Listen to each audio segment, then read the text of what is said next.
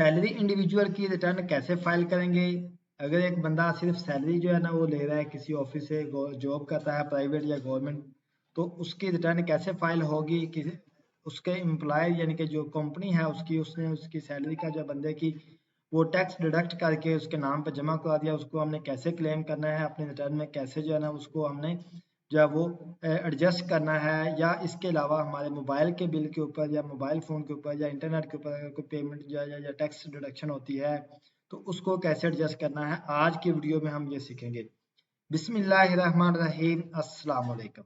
मैं हूं आसिफ नदीम, आप देख रहे हैं मेरा यूट्यूब चैनल और फेसबुक पेज। जी नाज़रीन, आज की जो हमारी वीडियो है इसके अंदर हम यही सीखने वाले हैं कि हम एक सैलरी इंडिविजुअल की रिटर्न कैसे फाइल करेंगे। तो चलें नाज़रीन, डिटेल में जाने से पहले हम स्टार्ट करते हैं। अच्छा, इसमें मैं सबसे पहले तो आपको ये बताऊंगा कि जब भी आपने अपनी रिटर्न फाइल करनी है या आपने किसी की रिटर्न फाइल करनी है तो आप जो है इस तरह सेम एक जो है वो अपनी जो एक्सेल वर्किंग है वो लाजिम जो है ना वो मेंटेन कर लिया करें। एक एक्सेल की वर्किंग लाजिम बना लिया करें जिसमें आपकी इनकम की जो डिटेल हो, उसमें आपकी जो है ना वो फिर जो है आपके एक्सपेंसेस की, विद होल्डिंग की, उसके अलावा आपके एसेट्स की और लाइबिलिटीज की तमाम तरह डिटेल वन वन आपने ऐड अप करनी है। पिछले साल के साथ कंपेयर भी करना है, जैसे कि टैक्स 2022 में आपने क्या फाइल किया था और टैक्स 2023 में आप क्या करने जा रहे हैं। तो ये जब आप वर्किंग एक्सेल की कर लेंगे तो आपको रिटर्न के फॉर्म के अंदर डाटा पुट करना इजी होगा और किसी गलती के चांसेस भी नहीं होंगे।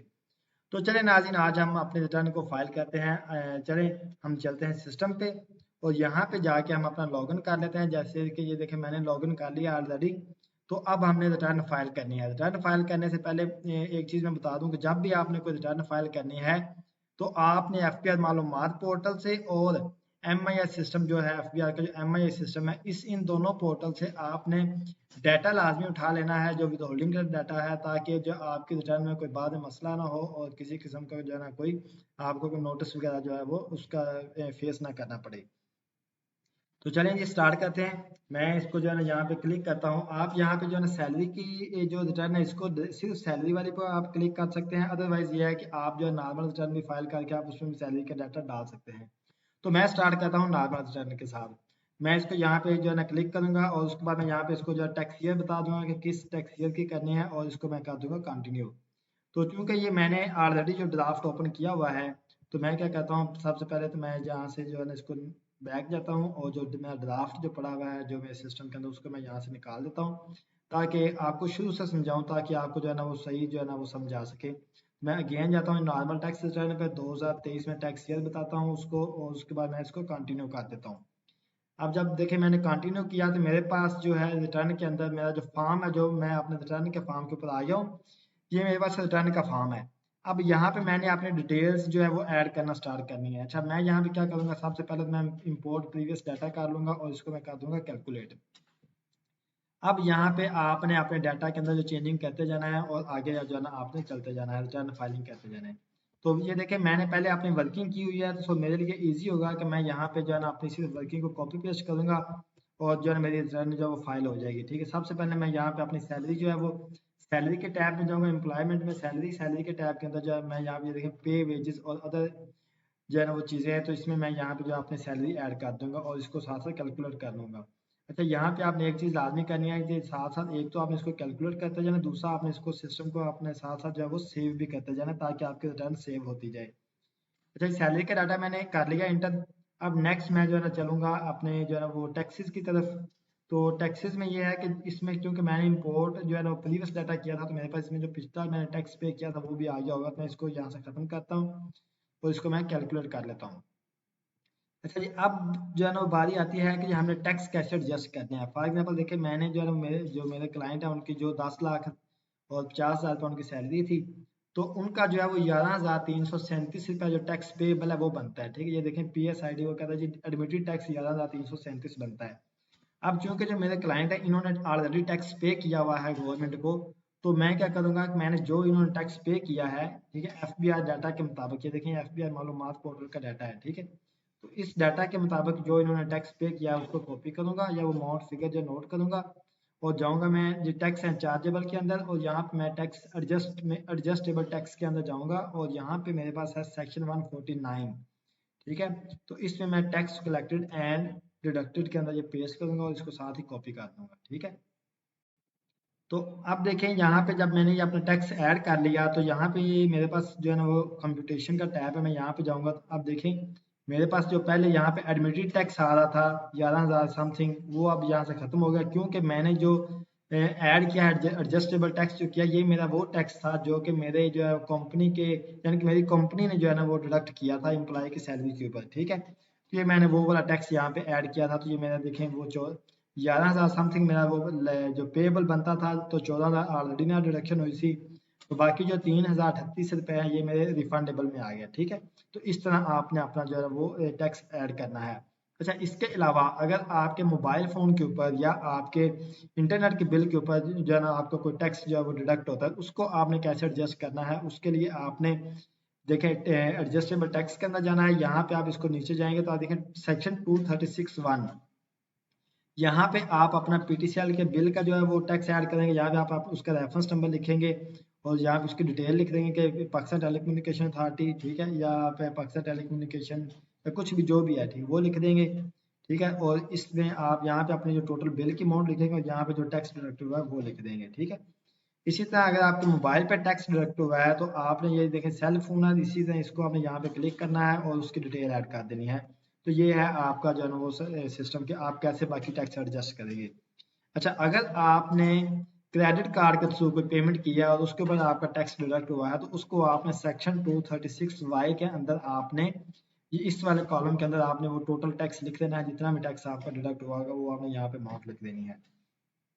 तो चलें जी, मैंने अपने ये जो रिटर्न के अंदर जो अपना टैक्स और अपने जो इनकम है वो ऐड कर लिया। अब मैं यहाँ पे इस इनकम को ऐड कर कॉपी करता हूँ। अब मैं चलता हूँ अपनी वेल्थ स्टेटमेंट की तरफ। ठीक है, तो इस वाले टैब को मैं क्लोज करता हूँ और वेल्थ भी ओपन करता हूँ। वेल्थ में जाके सबसे पहले मैं यहाँ पे रिकन्सिलिएशन वाले टैब में जाके तो जो मेरी इनकम है मैं वो अपने जो रिटर्न के मुताबिक जो मेरी इनकम है मैं वो इनकम यहाँ पे अपनी पेस्ट कर दूंगा। ठीक है, और जब इनकम पेश कर देंगे तो फिर हमने जाना है जी अपने एसेट्स की तरफ। एसेट्स में आपने अगर कोई आपने नया कोई एसेट परचेज किया है तो उसकी डिटेल ऐड करनी है। अगर पुराने एसेट्स हैं तो उनको आपने जो है वो अपडेट कर लेना अगर उसमें कोई चेंजिंग है तो।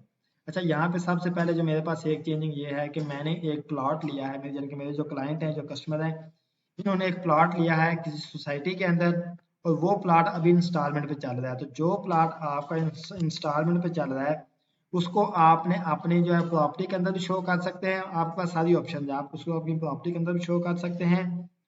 उसको आप अपनी ये देखिए इन्वेस्टमेंट का टैब है यहाँ पे, ठीक है, तो आप यहाँ पे भी उसको शो कर सकते हैं और उसको आप अपने अदर एसेट्स के अंदर भी शो कर सकते हैं।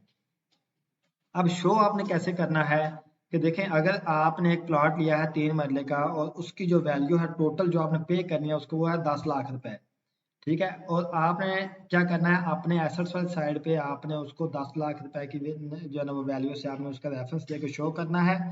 अब 10 में से 3 लाख आपने 2023 में पे किया, बाकी 7 लाख अभी आपका पेएबल है।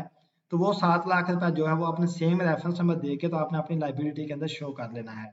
तो ये देखें अभी हम जो है ना वो करते हैं। जैसे फॉर एग्जाम्पल मेरे पास जो है ये कस्टमर है, इन्होंने एक प्लॉट लिया है अल कबीर टाउन सोसाइटी के अंदर। ठीक है, तो मैं यहाँ पे जो है ना उसका रेफरेंस दूंगा। ठीक है, जैसा कि इनका जो प्लॉट है उसका मैं रेफरेंस यहाँ से कॉपी कर लेता हूँ। ठीक है, अलकबीर टाउन अलकबीर आर्चर के अंदर इन्होंने जो 3 मरले का प्लॉट लिया हुआ है। ठीक है, तो मैं क्या लिखूंगा,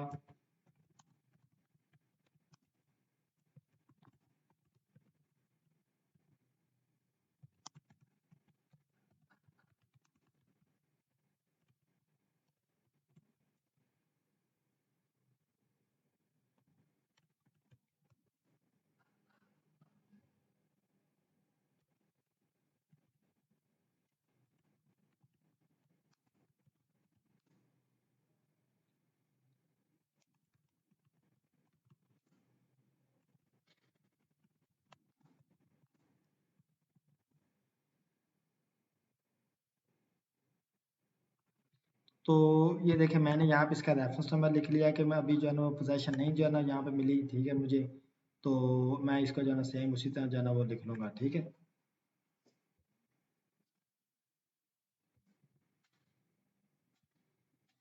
तो अब देखें यहाँ पे ये इसकी जो कुल जो कीमत है वो है जी 10,50,000, मैंने वो यहाँ पे अमाउंट ऐड की। ठीक है, और अब इसी तरह मैं सेम जो है नीचे चला जाऊँगा अपने लाइबिलिटीज़ वाली साइड पे और यहाँ पे इसको मैं यहाँ पे प्लस करूंगा, इसका रेफरेंस नंबर दूंगा।